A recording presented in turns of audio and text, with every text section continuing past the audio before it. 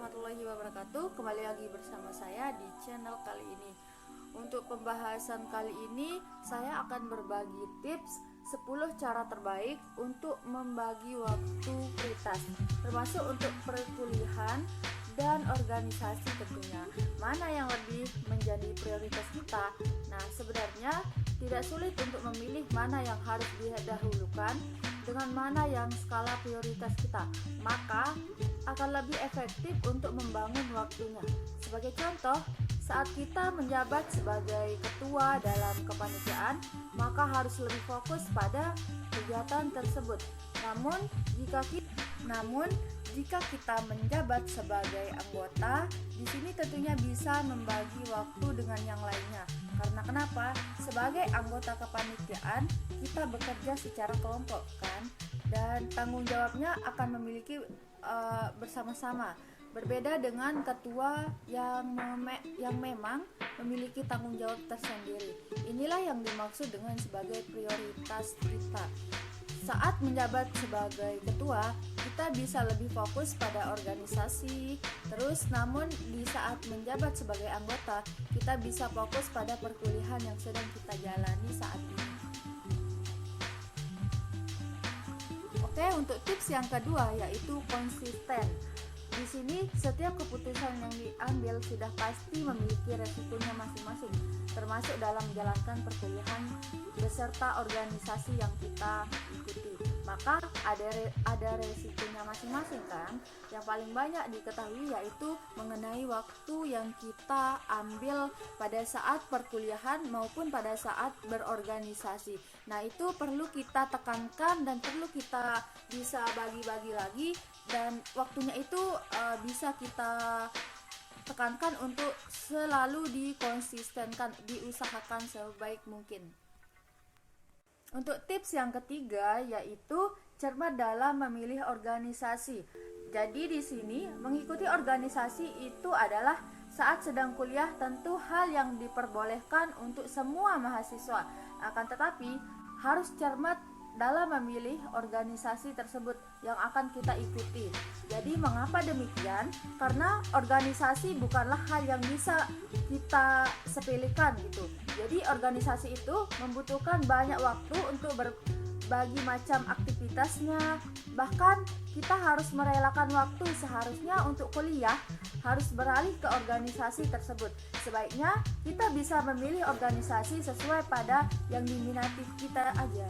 Jadi di sini tidak hanya itu saja untuk yang kita ikuti. Pilihlah organisasi yang memang bisa kita jalankan sebagai seorang mahasiswa. Jadi tentunya sesuai dengan porsi kita atau kebutuhan kita saja. Yang keempat yaitu jangan sekali-kali menunda pekerjaan. Karena kenapa? Efeknya itu akan kembali ke diri kita sendiri. Karena kenapa? Misalkan di sehari ini kita dikasih tugas kuliah, terus deadline-nya nanti jam 12, biasanya jam 12 malam kan untuk deadline-nya.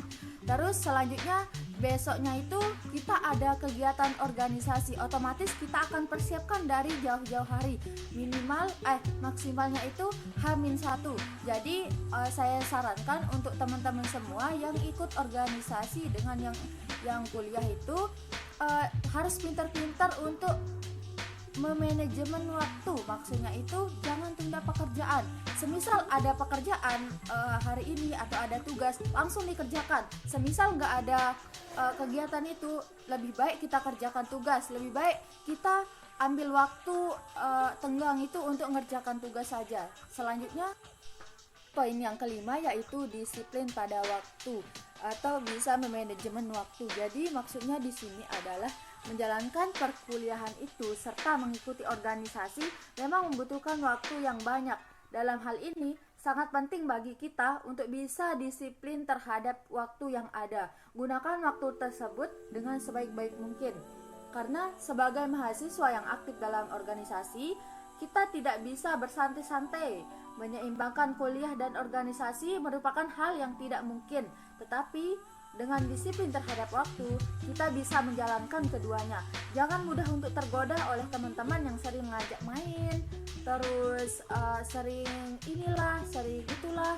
Bisa jadi mereka memang tidak mengikuti kegiatan organisasi. Beda halnya dengan kita yang mengikuti organisasi harus disiplin terhadap waktu. Jadi seperti itu. Selanjutnya poin yang keenam yaitu pikirkan tujuan kita kuliah. Apa sih tujuan yang sebenarnya kita kuliah itu? Apakah hanya untuk organisasi? Apakah hanya untuk menambah teman, menambah ilmu, wawasan, dan lain sebagainya? Itu perlu kita pikirkan dari sekarang. Jadi di sini kuliah dan ada contohnya mahasiswa yang kuliah pulang dan seterusnya itu kan hanya menjadikan mahasiswa apatis saja. Sebagai orang perlu kita pikirkan dari sekarang.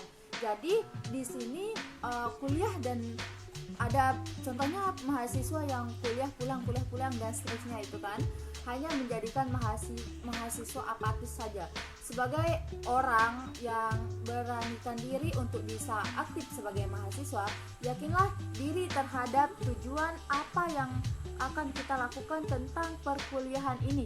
Percayalah bahwa apa yang dilakukan pasti memiliki manfaat ke depannya. Jangan hanya dikerjakan saja, tapi kita tidak tahu apa manfaat dari kuliah tersebut. Jadi sebelum kita lakukan, kita harus pikirkan terlebih dahulu baru dilaksanakan. Itu adalah contoh orang yang Selanjutnya, poin yang ketujuh yaitu jaga komunikasi dengan baik. Jadi di sini cara membagi waktu kuliah dan organisasi bisa dilakukan dengan menjaga komunikasi kita tentunya. Jadi sebagai mahasiswa sudah bukan lagi dosen yang akan memberikan kabar kepada kita, tetapi malah sebaliknya. Di sini namun mahasiswa harus lebih efektif, harus lebih aktif dalam bertanya apapun kepada dosen. Jadi bedanya dulu kan kalau kita di SMP, di SMA kita yang dicari sama guru, tetapi sekarang malah sebaliknya. Jadi kita yang akan mencari dosen. Apapun kegiatan kita, apapun yang akan kita lakukan, kita yang akan mencari, bukan kita yang dicari. Begitu. Untuk selanjutnya poin yang ke-8 yaitu kurangi kegiatan yang tidak penting. Setelah kita menjalankan serta mengikuti suatu organisasi, maka alangkah baiknya untuk bisa mengurangi kegiatan yang tidak penting bagi kita. Sebelum kita mengikuti organisasi, mungkin sering menghabiskan waktu nongkrong kita bersama teman-teman di luar sana ya. Jadi tidak ada masalah untuk bisa tetap nongkrong bersama teman-teman, namun alangkah baiknya untuk bisa dikurangi waktunya. Mulailah untuk bisa mengurangi kegiatan tersebut dan gantikan hal yang bermanfaat lainnya. Contohnya seperti mengerjakan tugas dan lain sebagainya. Itu banyak sekali kegiatan lainnya yang lebih bermanfaat daripada kita main-main atau keluar untuk menghabiskan waktu hanya untuk sesuatu yang tidak penting. Poin yang ke-9 yaitu buat target pencapaian. Banyak yang bertanya, apa gunanya membuat target untuk pencapaian kita? Jadi tentu sangat penting. Tanpa adanya target, belum pasti kita bisa menjalaninya dengan baik. Untuk itu, adanya target sangat berpengaruh dalam menemukan kegiatan-kegiatan kita. Jadi, tips membagi waktu dengan membuat target pencapaian sangat bisa kita lakukan. Seperti contohnya, cobalah untuk membuat target bahwa kita akan lulus kuliah sarjana itu 3,5 tahun. Itu contohnya. Jadi, jangan lupa untuk membuat target dalam organisasi ataupun hal apa yang kita lakukan untuk kedepannya supaya jelas apa sih tujuan kita gitu. Poin yang terakhir atau poin yang ke-10 yaitu kita buat planning atau rencana apa yang kita lakukan untuk hari besok. Contohnya hari besok jam segini, jam 10 saya akan lakukan yang ini. Untuk jam 12 saya ada jadwal kuliah, terus sampai jam segini. Ya, jadi kita untuk planning itu lebih ke hal yang mendekat. Maksudnya itu dari per jamnya, per menitnya, per detiknya kita udah rencanakan dari awal. Contohnya bisa kita lakukan pada H-1 sebelum kegiatan yang kita lakukan itu akan kita laksanakan. Oke teman-teman, itu dia 10 tips atau cara untuk membagi waktu antara kuliah dengan organisasi. Jadi sebagai kesimpulannya yaitu di sini saya sarankan jangan ragu untuk bisa kuliah sambil berorganisasi, karena kita akan merasakan manfaat keduanya saat kita masuk dalam dunia kerja. So, jangan ragu untuk mencoba. Thank you so much. Wassalamualaikum warahmatullahi wabarakatuh.